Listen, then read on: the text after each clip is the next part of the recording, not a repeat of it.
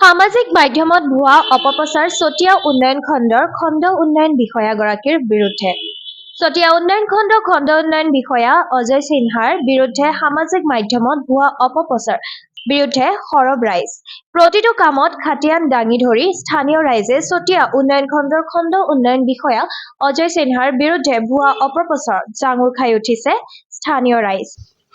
খণ্ড উন্নয়ন বিষয়াজন যদি দুৰ্নীতিবিদ মানুহ হ'লেহেঁতেন তেতিয়াহ'লে তেওঁ নিজে এই ফিল্ডত আহি এইবিলাক চোৱা চিতা নকৰাকৈ স্কিম চেংচন কৰাই দিলেহেঁতেন। তেওঁ নিজে যেতিয়া ফিল্ড ভিজিট কৰিছে, কৰি পেলাই স্কিমটো চেংচন কৰাই আনিছে আৰু বিনিময়ত আমাৰ পৰা তেখেতে কেতিয়াও এটা তামোল, পইচাটো বাদেই দিয়ক, এটা তামোল খাব বিচৰা নাই। আৰু তাৰ এই যে ভুৱা নিউজ প্ৰচাৰ কৰাৰ কাৰণটো হৈছে, মূল কাৰণটো মই আপোনালোকক কৈ দিছোঁ। আমাৰ এই অঞ্চলটো আছিলে কংগ্ৰেছী মানুহ, এই গাঁওখন এই অঞ্চলটো পূৰা কংগ্ৰেছৰ আছিলে।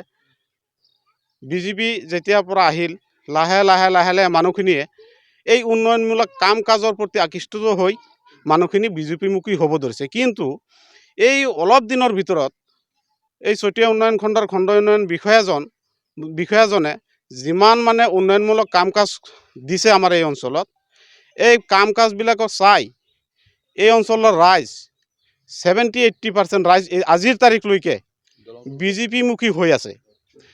এই বস্তুটোই কিছুমান কালিলৈকে কংগ্ৰেছ কৰা কিছুমান ব্যক্তিৰ এই বস্তুটো সহ্য কৰিব পৰা নাই।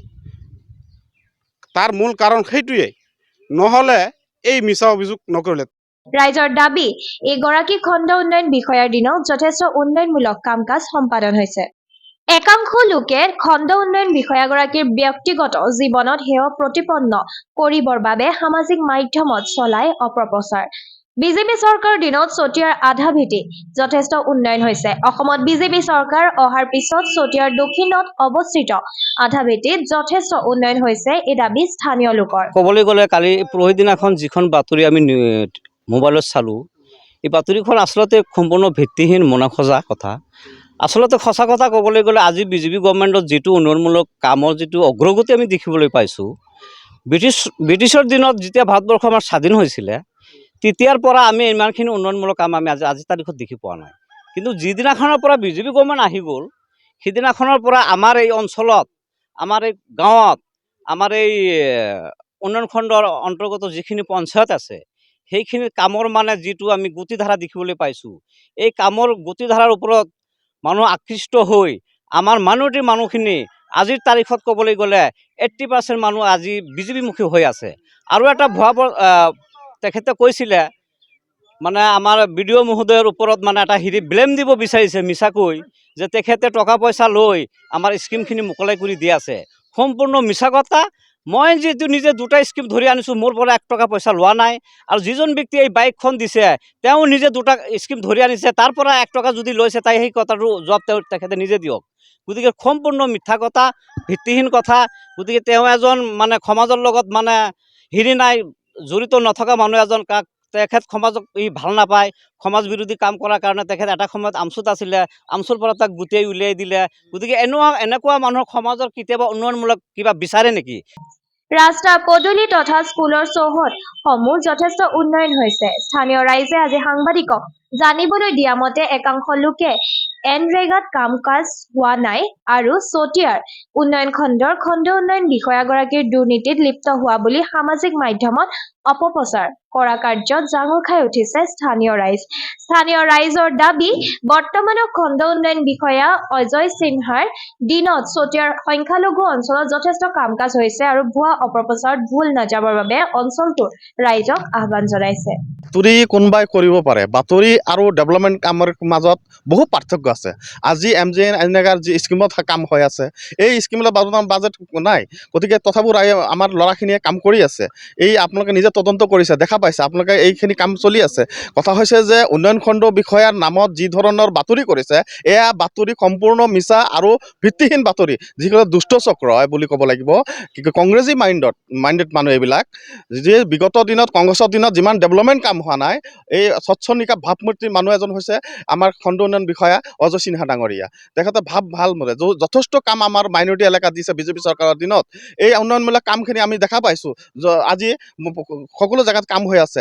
আজি এনেকা স্কিমৰ থ্ৰুৱেদি আমাৰ নাপিত ঘাটৰ ব্ৰিজখন হৈ আছে। এটা ঐতিহাসিক সিদ্ধান্ত এইটো আমাৰ মাননীয় বিধায়ক প্ৰমোদ বৰঠাকুৰৰ নেতৃত্বত হৈছে। আমি ৰাইজে দীৰ্ঘদিনৰ মূৰত এই MGNREGA স্কিমৰ হয়তো আমি নাপিত ঘাটৰ ব্ৰিজখন দেখা পাইছোঁ। আমাৰ কোনোদিনো কংগ্ৰেছে দিয়া নাছিল। আজি কংগ্ৰেছৰ মানুহে আজি এই ধৰণে মিছা অপবাদ নিউজ কৰি আছে। এয়া ভিত্তিহীন। আৰু আমাৰ খণ্ড উন্নয়ন বিষয়া অজয় সিনহা ডাঙৰীয়াক জনমানসত এই হেয় প্ৰতিপন্ন কৰিবৰ কাৰণে যি ষড়যন্ত্ৰ চলিছে, এয়া আমি ৰাইজে বিশ্বনাথ সমষ্টিৰ আমি গিলাধাৰীমুখ পঞ্চায়তৰ ৰাইজে কেতিয়াও মানি নলওঁ। আজি 2 দিন আগত আমি গম পাইছোঁ যে আমাৰ চতিয়া উন্নয়ন খণ্ডৰ মাধ্যমত আমাৰ সমাজ মাধ্যমত যিটো বাতৰি প্ৰচাৰ হৈছে একদম ভুল বাতৰি। আৰু তেখেতে কৈছে যে 1 চপৰা মাটিও পৰা নাই।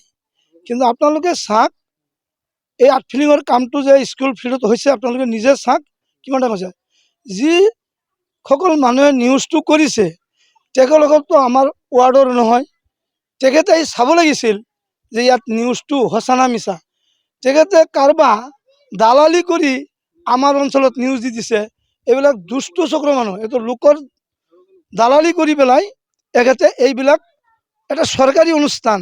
বাৰিষা হ'লে আমাৰ ইয়াত 2-2.5 ফুট পানী হয়, স্কুলৰ ফিল্ডত ল'ৰা ছোৱালী আহিব নোৱাৰে।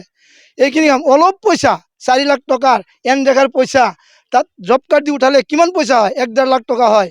তাত আমি দূৰৰ পৰা প্ৰায় 3 কিলোমিটাৰ দূৰৰ পৰা মিলনপুৰৰ পৰা আমি ডাম্পাৰ গাড়ীৰে মাটি আনাই এই আৰ্টফিলিঙৰ কাম আমি কৰাইছোঁ।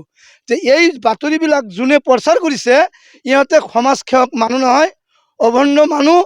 আজি মিছামিছি আমাৰ এই উন্নয়ন খণ্ড বিষয়ৰ ওপৰত বদনাম দিছে। কিন্তু সেইবাবে মই খোজোঁ আমাৰ চতিয়া উন্নয়ন খণ্ডৰ বিষয়াৰ ওপৰত যিটো বদনাম দিছে এইটো মিছা বদনাম। কিন্তু আমি সকলোৰে জানো আমাৰ অঞ্চলত যিমান কাম হৈছে 100% কাম হৈছে।